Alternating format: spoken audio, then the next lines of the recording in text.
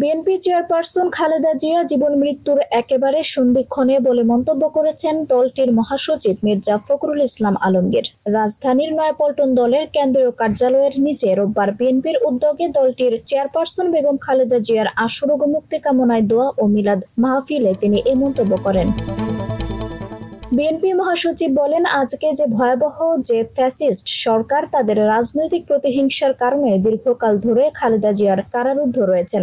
সম্পূর্ণ একটা মিথ্যা মামলায় তাকে সাজা দিয়ে উদ্দেশ্য প্রণোদিতভাবে রাজনীতি থেকে দূরে সরিয়ে দেওয়ার জন্য তাকে কারাগারে আটক করে রাখা হয়েছে। তাকে বাসায় থাকার সুযোগ দেওয়া হলেও পুরোপুরি তিনি অবরুদ্ধ এবং বন্দী আছেন। তিনি বলেন, অবরুদ্ধ অবস্থায় কারাগার থেকে তিনি অসুস্থ হয়েছেন, তার কোনো চিকিৎসা হয়নি। তিনি বারবার অভিযোগ করেছেন, কিন্তু তৎকালীন সরকার সেটা শুনেননি এবং তার সুচিকিৎসা করেননি। পরবর্তীকালে তাকে যখন হাসপাতালে নিয়ে আসা হয়েছে সেখানেও তার কোনো সুচিকিৎসা হয়নি।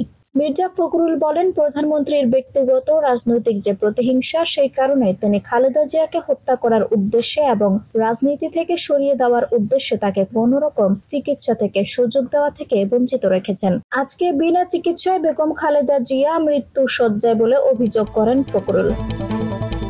আঞ্জুম হক আরবি, টাইম নিউজ ডেস্ক।